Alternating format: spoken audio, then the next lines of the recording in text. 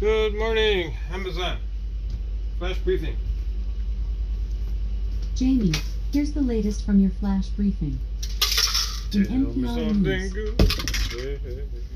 Live from NPR News in Washington, I'm Windsor Johnston.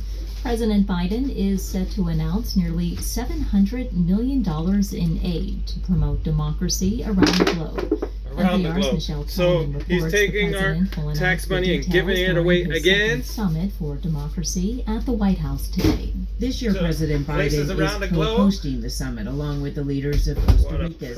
Zambia, the Netherlands, and South Korea. Oh yeah, just send it to all those other countries. He's freaking destroying our country. He's killing it. He's taking all of our money and giving it away. A recently released Wake political up, prisoner people. from Nicaragua, They're and the corrupt. executive director of the Equal Justice Initiative. They're purposely discuss trying democracy to issues run here down in the the U.S. country. A White House aide says the administration is beefing up its financial commitment to activists overseas Ridiculous. and working on ways to ensure that technology works What a for prick. and not against democracy.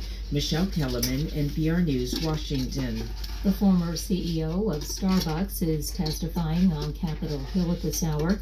Howard Schultz is facing a barrage of questions from a Senate committee about the company's business practices.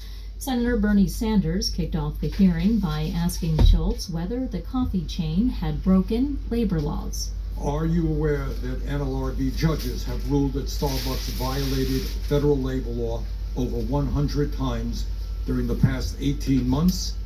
Far more than any other corporation in America.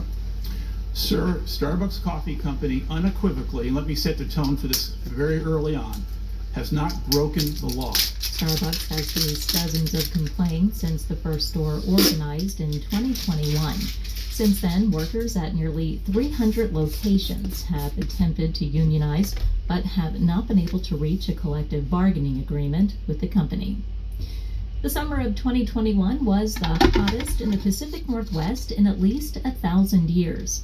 John Ryan of member station KUOW reports that's according to a new study of tree rings around the region.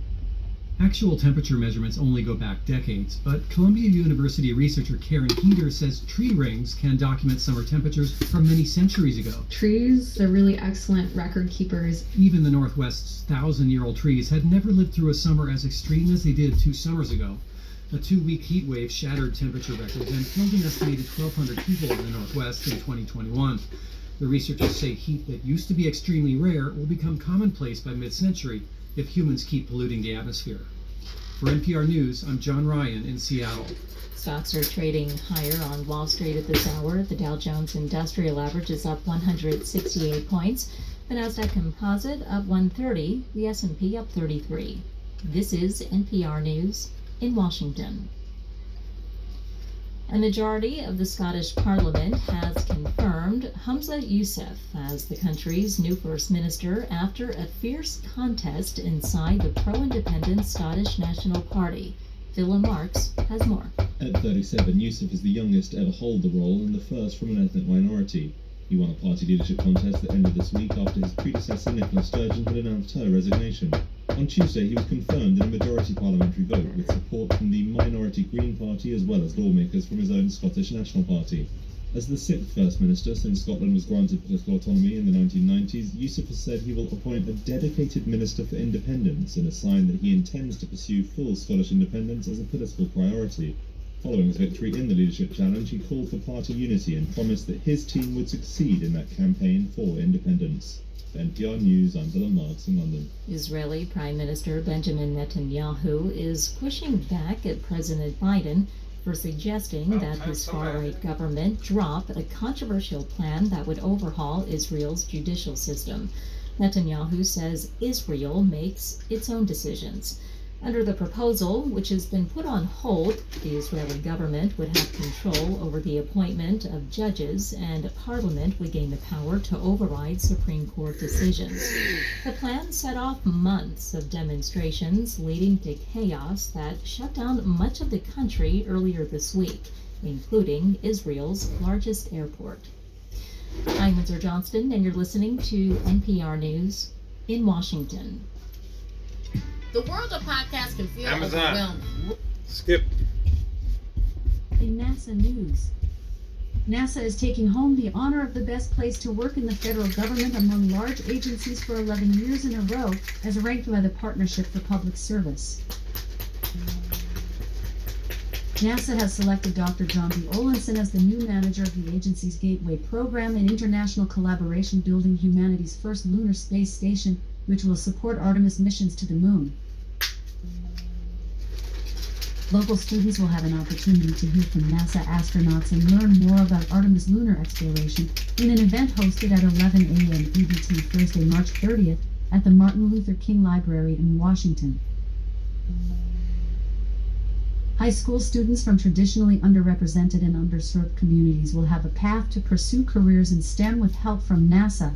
The agency announced Monday it has selected 7 historically black colleges and universities, HBCUs, and 1 predominantly black institution, PBI, to receive more than $3 million in funding to STRING.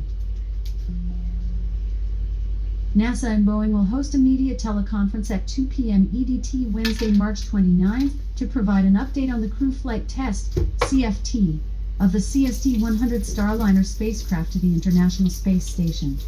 In weather. Right now in Seattle, it's 47 degrees Fahrenheit with partly sunny skies. Today's forecast has clouds with a chance of showers, with a high of 60 degrees and a low of 42 degrees. From NASA. NASA is taking home the honor of the best place to work in the federal government among large agencies for 11 years in a row, as ranked by the Partnership for Public Service. NASA has selected Dr. John B. Olenson as the new manager of the agency's Gateway program and international collaboration building humanity's first lunar space station, which will support Artemis missions to the moon. Local students will have an opportunity to hear from NASA astronauts and learn more about Artemis lunar exploration in an event hosted at 11 a.m. EDT Thursday, March 30th at the Martin Luther King Library in Washington. High school students from traditionally underrepresented and underserved communities will have a path to pursue careers in STEM with help from NASA. The agency announced Monday it has selected 7 historically black colleges and universities, HBCUs, and 1 predominantly black institution, PBI, to receive more than $3 million in funding to STRING. NASA and Boeing will host a media teleconference at 2 p.m. EDT Wednesday, March 29th to provide an update on the crew flight test, CFT, of the CST-100 Starliner spacecraft to the International Space Station. That's all for your flash briefing. Why, thank you, Amazon. So,